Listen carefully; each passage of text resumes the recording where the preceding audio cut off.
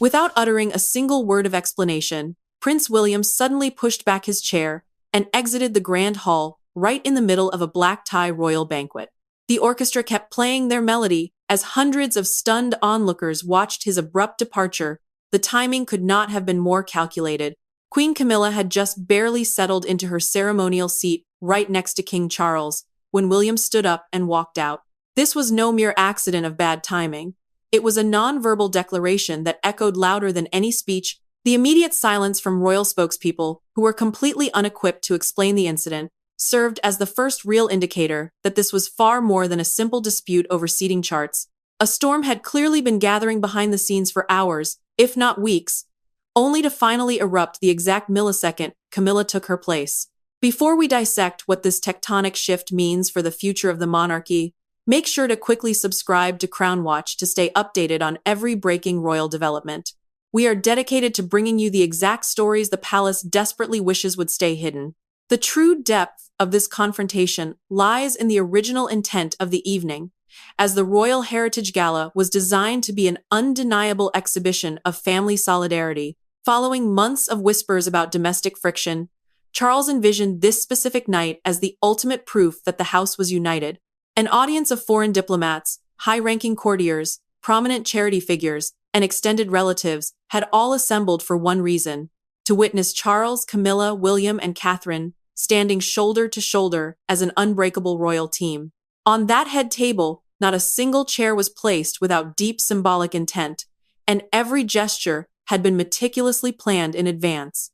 Positioned directly across from Camilla was William's designated seat. This placement was highly deliberate.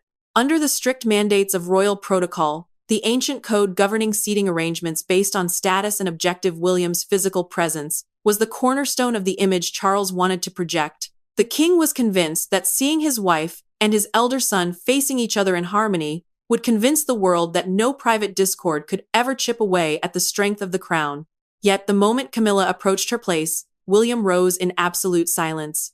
He shoved his chair aside, rested his untouched program booklet right beside an undisturbed goblet, and paced across the crowded ballroom under the gaze of every dignitary in attendance. Charles watched his eldest depart without making a single move. To call him back, a detail that speaks volumes about the gravity of the moment. As the king's fingers gripped the table's edge, a silent battle raged within him between a protective father and a sovereign duty bound to maintain decorum. In that split second, the monarch prevailed. Camilla attempted to maintain a pleasant expression, but the smile quickly withered from her face. Recognizing almost instantly that William had no intention of returning, she cast her eyes downward and began nervously adjusting her bracelet, painfully conscious that every observer in the room had instantly linked the prince's exit to her arrival. That is the brutal reality of public embarrassment. It requires no spoken charges to be felt. The vacant chair communicated everything. The details subsequently uncovered by palace aides paint an even more calculating picture of the prince's defiance. Earlier that very afternoon, William had flatly refused to sign off on the finalized seating arrangements. He had reviewed the layout, voiced his intense opposition, and yet still chose to attend the gala. Consequently, his walkout was far from a spontaneous flash of temper. He stepped into that banquet hall fully prepared for a standoff. He had drawn a hard line in the sand, ready to enforce it the very second Camilla sat down. This crucial context completely reshapes how we view his actions. This was not a prince acting on raw emotion, but a man who had predetermined his boundaries and executed his plan with cold precision. It was then that Charles spotted a clue. Tucked beneath the abandoned event program was a handwritten note. The king snatched it up before any staff could intervene, slipping it under the table to read it in secret. The card contained a single, devastating sentence. "You gave me your word. She would not take that seat." While the music played on, Charles slipped his son's written rebuke into his pocket, fully aware that this vacant seat had just laid bare a family feud far more deeply personal than anyone in the ballroom could possibly fathom. To the gathered dignitaries, William's sudden exit appeared to be a flash of insubordination, but to Charles, it was the painful revival of a domestic war he had spent decades trying to put to rest. That unoccupied seat represented a chasm far wider than a ruined formal dinner. It stood as a barrier between a husband desperate to shield his wife, a son resolute in shielding the future of his household, and Camilla, who was suddenly forced to realize that the acceptance she had spent a lifetime fighting for remained fragile and conditional. William has long maintained that every public action taken by the royal household is etched permanently into history. In his eyes, remaining silent is never a neutral stance. Had he stayed in his seat while a prior private agreement was dismantled, future historians would view his presence as tacit consent. That was the precise calculation running through his mind. We must realize that William was not merely defending Catherine's honor that evening. He was fighting for the fundamental rule that the next reign must not be quietly manipulated through 11th-hour maneuvers. Camilla had survived decades of public vitriol by maintaining an iron grip on her emotions, practicing patience, and ignoring every insult thrown her way.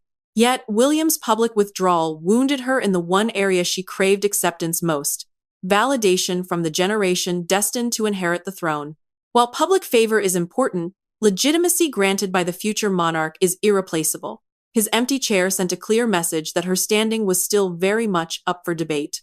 Retreating to antechamber, the quiet waiting room adjacent to the main ceremonial hall, typically reserved for confidential royal huddles, Charles unfolded the handwritten card once more. The message repeated its heavy accusation: "You gave me your word this would not happen tonight." The king smoothed the paper flat against the table, shaken not by the hostility of the note but by the undeniable truth it held. He had given his solemn promise, and he had violated it. Meanwhile, in a secluded alcove of the palace, Catherine located her husband. Rather than immediately validating his actions, she gently pointed out that his public departure had wounded his father and deeply embarrassed Camilla in front of their peers. William countered that staying would have meant sacrificing a principle he had sworn never to compromise. It was in that moment that Catherine understood this battle had nothing to do with table placements. It was about a much grander struggle. Back in the main hall, Camilla quietly picked up her embossed place card, flipped it face down, and demanded to know from a senior courtier if the seating chart had been altered after William's sign-off. The official's visible hesitation confirmed her worst fears. The late-stage revision went far beyond moving a chair. Camilla had been handed the crowning honor of the gala, presenting a prestigious new heritage award designed to represent the future of the crown. Yet, weeks prior, William had received explicit assurances that Catherine would be the one presenting it, symbolizing her status as the leading female of the next generation. Snatching that role away at the last second turned a routine ceremony into an active war over royal succession, visibility, and power. When Catherine inquired about who had sanctioned the sudden alteration, William revealed that Charles had signed off on the change following a private meeting with Camilla just hours prior. Therefore, while the public walkout stunned the guests, the fuse had been lit behind closed doors during a discussion that was meant to remain completely secret. The crisis did not start when Camilla took her seat at the banquet. It began 3 hours earlier inside the king's private office, where a ceremonial schedule was rewritten with a single stroke of a pen. That pen stroke instantly revived every buried conflict regarding loyalty, the succession line, and the queen's official standing alongside the heir to the throne. By the time William arrived at the gala, the betrayal was already a done deal. His public exit was merely the moment the internal bleeding could no longer be contained. To understand how deep the contradictions run, we have to look at the exact timeline. 2 weeks before the event, Charles had personally assured both William and Catherine that she would be the one to hand out the Heritage Legacy Award. While the honor itself holds no legal weight, its symbolic value is massive. The presenter is positioned directly next to the sovereign during the closing remarks and is featured in the official portrait, the historical photograph preserved in the palace archives forever. For Catherine, the task was a testament to her rising prominence in the family. For William, it was concrete proof that the eventual transition of power would be handled with transparency and mutual respect. The situation shifted dramatically at 15 minutes past 4 o'clock on the afternoon of the gala when Camilla entered the king's private office without any aides present. She argued passionately that keeping the queen out of the presentation ceremony would make her appear subordinate within her own husband's court. She was not lobbying for a better seat or a brief mention in a speech. She demanded the primary honor of the evening and the historical legacy that came with it. Charles listened to her arguments for 20 minutes. Pausing before the rewritten schedule, he asked his staff if William had already given his approval to the original plan. He received the exact answer he dreaded. His heir had indeed signed off on it. The king hesitated, putting his pen down, only to pick it back up moments later. He drew a line through Catherine's name, penned Camilla's in its place, and authorized the change with his signature. That single moment made the subsequent disaster entirely unavoidable. A courtier delivered the newly revised program to William shortly before the grand procession began. The prince stared at the swapped names twice, folded the paper with agonizing deliberation, and quietly informed Catherine that he understood the implications. She gently placed her hand over the document, pleading with him not to create a scene inside the ballroom. William promised he would not start a public shouting match, but he pointedly did not promise to stay in his seat. That distinction made all the difference. The revised document carried another hidden insult. Camilla's name was now recorded ahead of Catherine's in the official gala registry, extending the impact of the change far beyond a single evening. A private secretary later recorded hearing Charles warn, "William will view this as an open provocation," to which Camilla coldly replied that the future king had to learn that the operations of the crown do not bend to his personal feelings. Those words eventually made their way back to William after his walkout. Imagine the anger of realizing your objections were not only predicted but discussed and dismissed before you even knew the rules had been changed. Once William discovered the depth of the deception, simply walking away was no longer enough. He demanded that Camilla explain her actions face to face. There were no cameras, no guests, and no fake royal smiles when William and Camilla finally clashed. They stood in a narrow palace hallway separating the busy ballroom from the quiet private quarters, neither willing to back down first and show weakness. William did not raise his voice, which only heightened the chilling intensity of the confrontation. He demanded a straight answer. Why had she accepted a prestigious honor she knew had already been promised to Catherine? Camilla had departed the gala shortly after Charles instructed the band to keep playing. She had told guests she merely needed a brief moment to compose herself, but her rigid posture betrayed her panic. She was actively hunting for William. He had not actually left the premises. Instead, he waited near a closed door, gripping the revised program in his hand. Catherine remained a few paces back, close enough to intervene if the argument grew too hostile, but far enough to ensure the encounter did not look staged. She knew her husband deserved an honest explanation without courtiers filtering the truth. Camilla initiated the exchange, demanding to know if he comprehended the immense public damage his walkout had caused. William looked her in the eyes and asked, "Do you understand why I left?" All royal titles were discarded in that corridor. There were no formalities, only raw accusations. Camilla fiercely defended her position next to Charles, arguing that standing by her husband was never intended as an insult to Catherine, and declared she would no longer offer apologies for holding the status her husband had granted her.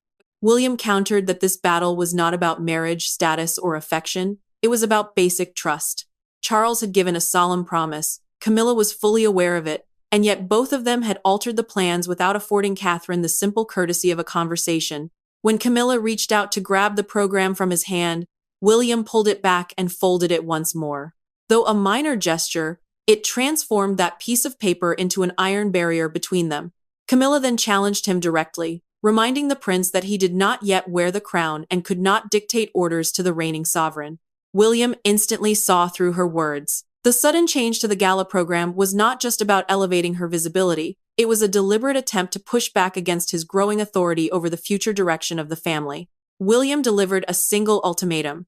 He would only return if Catherine's role was fully restored and her name reinstated in the official ledger. Camilla flatly refused, and Charles stepped into the hallway just in time to hear her rejection. For decades, Charles had managed crises by delaying difficult choices, but in that tight corridor, caught between his heir and his wife, neutrality was no longer an option. The most powerful man in the kingdom suddenly looked trapped by his own hand. Supporting Camilla meant risking a permanent rupture with his successor, while reinstating Catherine meant publicly humiliating his wife before the entire court. Every path forward came with a devastating price, and beneath the emotional wreckage lay a much heavier question. Who truly holds the reins of the monarchy? The current king? The queen beside him? Or the prince waiting in the wings to inherit it all? As the reigning king, Charles still held the absolute final say over the gala's proceedings. He alone possessed the authority to greenlight the event, modify the schedule, or alter the presentation sequence. No committee, courtier, or relative could make a move without his express command. Yet, William held sway over a different, far more volatile asset, the future legitimacy of the institution itself.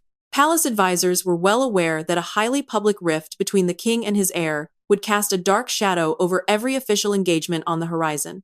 Retreating to his office, Charles placed the original and altered programs side by side on his desk. Removing his spectacles, He closed his eyes and confessed to his private secretary, the high-ranking official tasked with overseeing the king's most sensitive business, that he never anticipated William would actually walk out. He had prepared for anger or a cold shoulder, but not a vacant seat displayed in front of the entire court.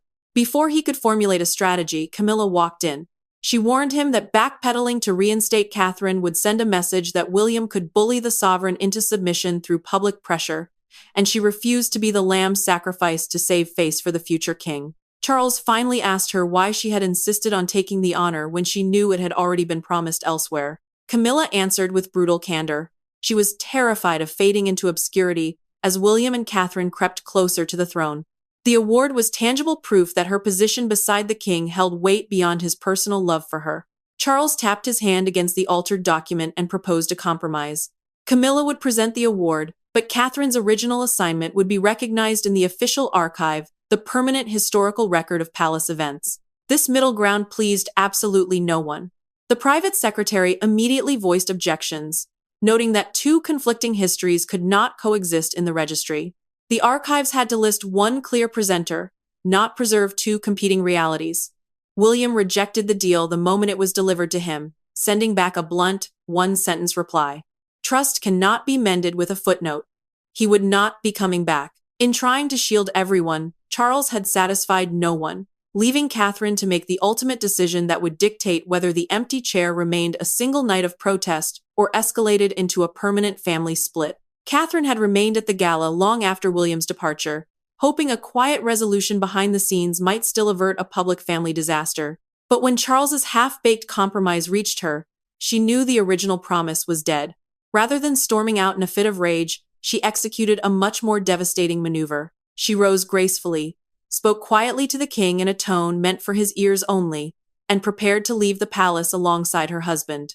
All evening, her presence had been the glue holding up appearances. She had spent hours mingling with guests and fielding polite inquiries, helping the palace maintain the illusion that William's absence was merely temporary. She knew her grace was keeping the event from imploding, but she also knew that staying for the actual presentation would be interpreted as her endorsing the betrayal. As the orchestra began its final musical selection and staff gathered near the podium where Camilla was set to present the Heritage Legacy Award, Catherine made her move. Approaching Charles before the official announcement, she informed him that she could not feature in the historical portrait under a program that had been altered behind her back. The king stared at her in stunned silence before finally imploring her not to make their internal divisions public. She replied calmly that the division had already been made public the moment a sacred promise was erased from the printed itinerary. Watching this exchange unfold from across the room, Camilla's expression turned to stone as Catherine gathered her gloves and offered a stiff, formal nod instead of the customary deep curtsy before departing. The queen consort knew exactly what this meant. William's protest was no longer a solo act. The princess had officially chosen her side. Upon exiting the ballroom, Catherine reunited with her husband near the foot of the private staircase. William didn't need to ask if she was certain of her choice. The answer was written in her eyes. Inside the hall, staff left both of their chairs completely untouched, leaving two glaring vacancies at the royal table that no public relations spin could cover up. Recognizing the disaster, Charles canceled the scheduled family portrait. Without William and Catherine in the frame, the photo would only serve as a permanent record of a fractured household, defeating the entire purpose of the gala. Though the king delivered the command quietly, the cancellation confirmed the suspicions of everyone in the room. The night was a total failure. Just moments before her name was to be called, Camilla faced a critical choice. She informed the master of ceremonies, the official tasked with directing the evening's events, that she would not be presenting the award under these toxic circumstances. While her refusal was not an apology, it stopped the controversial presentation from being finalized in history. When the palace gates finally closed behind the departing guests, Camilla sat alone with the unclaimed trophy resting on the table before her, preparing to make a highly personal choice that no royal decree could force upon her. By midnight, the grand titles, ceremonial schedules, and arguments over protocol had lost all meaning.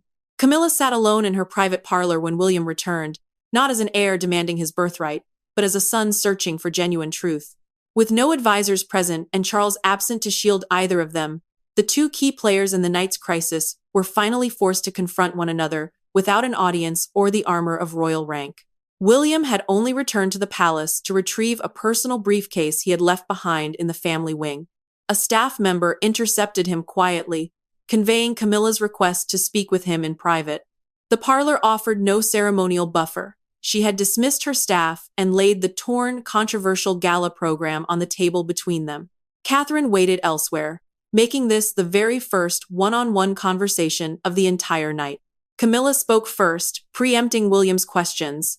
She confessed that she had pressured Charles for the presentation role out of a deep-seated fear of being reduced to mere ceremonial scenery as the younger generation moved closer to taking over.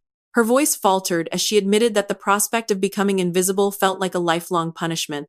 Decades of being scrutinized, judged, and merely tolerated had left her terrified that her standing beside the king would eventually mean nothing at all. William listened quietly but refused to absolve her actions, replying that while fear explained her choices, it did not justify them. The deepest wound was not the loss of a ceremonial role. It was the realization that a promise made to Catherine could be thrown away the second it became inconvenient. He warned her that trust cannot survive when his family's dignity is treated as a bargaining chip. Camilla stopped hiding behind royal protocol, admitting she had pressured Charles to rewrite the schedule and conceding that her warning about William not yet being king had weaponized her own insecurities into a direct challenge against him. The queen consort then picked up the revised document, tore it directly through her printed name, and placed the pieces on the table. Though the gesture could not undo the evening's damage, it signaled the end of her defense. William then revealed why he had stayed close to the palace. He never intended to permanently turn his back on his father, but he needed the king to understand that a private commitment must hold value, even within an institution built on hierarchy. Camilla promised to inform the king that Catherine's rightful place in the historical record must be restored, and William agreed not to demand her public humiliation or exclusion from future state events. Before he departed, Camilla asked if he would stand alongside Charles when the palace addressed the media fallout the next morning. William agreed. He did not offer forgiveness that night, but his agreement to return transformed a dramatic exit into the foundation of a tougher, far more honest loyalty. By the time the sun rose, the palace could no longer sweep the night's events under the rug. The missing family portrait, the scrapped award presentation, and the 2 empty chairs had woven a narrative far more compelling than any official palace statement. Across the nation, William's exit was painted as everything from open mutiny to noble protection, cruel defiance to heroic courage, depending on the outlet. Yet a single image dominated the morning broadcasts: the future king walking out of the ballroom, while Camilla sat frozen beside Charles, her face rigid as the widening chasm between the 2 royal eras was laid bare for the world to see. Palace public relations officials drafted a safe statement dismissing the walkout as a private family matter, but Charles flatly rejected the draft. The communications team, the group responsible for managing the crown's public image during major crises, had offered him standard defensive language designed to sweep the story under the rug. The king argued that the statement sounded dishonest because it completely ignored the altered itinerary that had sparked the entire crisis. He ordered the final draft to explicitly acknowledge that a previously approved ceremonial schedule had been modified shortly before the gala. Media commentators instantly split into opposing camps. Some hailed William's exit as a principled stand against a broken promise, while others condemned it as an intolerable public insult to the reigning sovereign. Outside a newsstand near Buckingham Palace, crowds of commuters gathered around a front page displaying the 2 empty chairs under the bold headline. The night the heir walked away. Pointing at the picture, one passenger remarked to another, "That wasn't just an empty seat. That was an ultimatum." An early morning news broadcast escalated the panic by displaying the original and revised programs side by side on screen. The host pointed out to viewers that the evening had started with a broken royal commitment, not a sudden temper tantrum from the prince. This framing completely flipped the public debate. William was no longer being cross-examined for leaving. Instead, Charles and Camilla were being scrutinized for what they had done before he ever stood up. Charles watched the coverage in silence over breakfast. When a reporter described his bond with William as permanently broken, the king turned down the volume and folded the newspaper over the photograph of the empty chairs. He then inquired if his son had arrived at the palace yet. The public's judgment mattered far less to him than the figure waiting at his front door. Shortly after, Camilla met with the public relations team. Taking full responsibility, she admitted she had requested the itinerary change and instructed the staff to restore Catherine's original role in the official archives. Her confession prevented the entire weight of the scandal from falling squarely on Charles's shoulders. William chose to enter through the main palace gates rather than slipping in through a private rear entrance. The prince issued no individual statements, signaling that the family would not engage in a war of leaked media briefings. The palace subsequently confirmed Catherine as the rightful original presenter, announced that the ceremony would be rescheduled, and established a new rule requiring direct consultation before any future scheduling changes involving senior royals are made. The public finally got its answers, but only behind the closed doors of the king's study could Charles and William decide if the monarchy had emerged from the storm merely intact or fundamentally reshaped. What had initially looked like a dramatic act of abandonment had, by the following morning, transformed into something else entirely. William's empty chair had forced three people to confront the very realities that royal ceremony had long allowed them to ignore. Charles realized he could not buy domestic peace by breaking private promises. Camilla learned she could not secure a sense of belonging by displacing Catherine, and William had to acknowledge that he could not protect the future of the crown without accounting for the pain his defiance caused in the present. The gala itself was a complete failure, but it forced the family to speak with a raw honesty that a successful event would have never required. Charles gathered William, Catherine, and Camilla inside his private office, dismissing all secretaries and advisors. The original, unaltered program sat in the center of his desk, the only version that would now be preserved in the official state archives. Looking directly at Catherine, the king admitted he had given his word, broken it, and expected her to quietly accept the humiliation to protect the family's public image.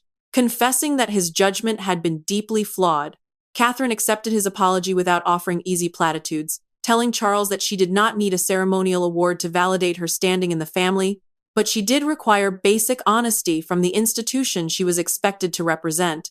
The sovereign promised that all future disputes would be settled privately long before they could turn into public wounds. William then acknowledged his own role in the crisis, admitting that while his stand was necessary, the public spectacle had taken a heavy toll on them all. As the meeting concluded, the four of them stood together, not with the hollow smiles of a rehearsed public appearance, but with the quiet, hard-won understanding of a family that had looked into the abyss and chosen to rebuild their trust from the ground up.